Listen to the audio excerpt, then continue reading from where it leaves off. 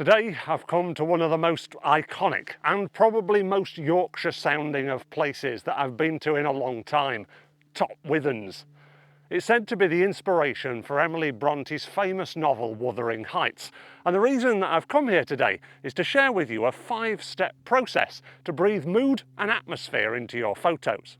Indeed, it's going to get so moody, you're going to be able to imagine Kate Bush floating out of the ruins behind me, wearing a white nightie and doing balletic hand gestures. Let's get cracking. Our first step is to ask ourselves, what's our story? In order to be able to create mood and atmosphere in a photo, we need to be able to have a story in mind that we want to communicate with our viewer. Just like when Emily Brontë was wandering these hills, gaining inspiration, as this plaque suggests, she absolutely dramatised the bits off this place. And that's what we need to do if we want to create an effective, moody photo. The story that I've got in my mind for my photos today surrounds the bleakness and isolation of this ruined farmstead on this very desolate and apparently uninhabitable moorland. But I also like the juxtaposition of these trees almost protecting it. Imagine if they could tell stories for themselves. We'd be all huddled around the base of the trunk and hanging on their every word. So it goes to show that if we've got this story in mind, it's going to help us to make better decisions further down the line. Which leads me neatly on to step number 2, which is to find our angle. To determine this, there are 2 avenues that we can explore. The first is exactly what we've just been talking about, having our story in mind and finding the best angle that communicates it. Secondly, we can think about the way that the light is interacting with our subject matter. Whether it's backlit, flatly lit, side lit, it can all have a bearing on how our subject comes across within the frame. So whether you're trying to breathe mood and atmosphere into your photos or not, whatever it is that you're photographing, it pays to have a good look around your location and subject before you even get the camera out to take pictures. That way you can be safe in the knowledge that you've covered every angle and you've found the best one that tells your story and shows your subject off in the best light possible. Once we've found our preferred angle, step number 3 is to organise our frame. And we can do that by, step 1, keeping our story in mind, and secondly, thinking about composition, how we want the eye to be led through the scene to our subject, and how we balance everything off with the subject matter itself and the contextualising background. The reason that I've chosen this composition in particular is because, first of all, the lighting that we've just been talking about, although it's quite flat today, any light that is coming in is sort of side lighting the farmstead and trees from this right-hand side, which is illuminating my subject, which is where I want people to look in the frame.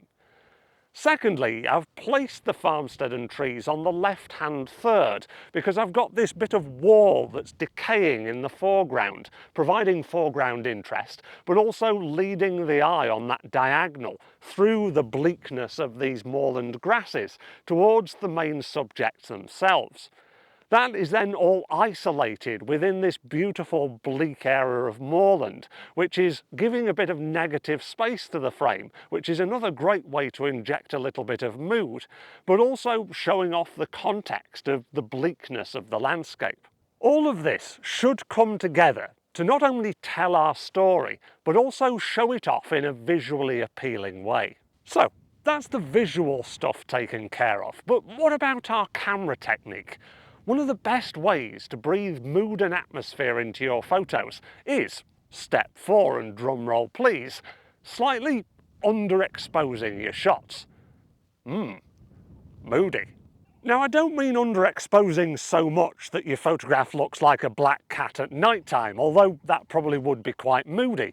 But just slightly underexposing by a stop or a stop and a half can make a huge amount of difference, making sure that you don't clip any of your highlights, but also breathing enough contrast and darkness into the photograph to just add that atmospheric edge. If you're using aperture or shutter priority, they can use exposure compensation to tone things back a little bit. or the way that I like to do it in manual mode is compensating with a slightly faster shutter speed. Either way, we're guaranteed to breathe a lot more drama into our moody shots. So, we've determined a story that we want to tell. We found the best angle from which to tell that story based upon the light that we've got available to us. We've organised our frame based upon aesthetic composition detail, and we've underexposed our photographs to breathe a little bit more mood and drama into our shots. So that just leaves step number 5, which is to experiment with colour, or maybe even a lack of it. Now, I'm not saying that by changing your photograph to black and white makes it inherently moody, because there's plenty of cheerful black and white photos out there as well, but it really does help, especially on an overcast, moody day. It just brings your eye more to the contrast and detail within the scene, rather than looking at all those pretty colours. If you're not too keen on the black and white effect, another great way to breathe mood and atmosphere into your photographs is to slightly desaturate the colours in post-production. This will not make the photograph completely monochrome, but it will just take the edge off some of those more vibrant colours and have the same effect as the black and white, drawing your eye more to detail and contrast, and also add just a bit more of an ethereal feel to your photographs. So why not give it a go?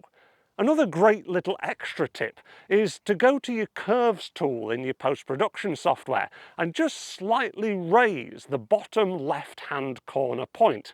This will add a little bit of a faded effect to your photographs, which can also create a really nice aesthetic. So there we have it, 5 ways to breathe mood and atmosphere into your photos. In fact, it's getting even more moody now because it's just started raining and I don't have a raincoat. I better channel my inner Heathcliff and man up. If you want to learn how to edit your moody black and white photos, make sure that you watch this video next. Like and subscribe if you've enjoyed it and all that jazz, and I look forward to seeing you again soon. Bye for now.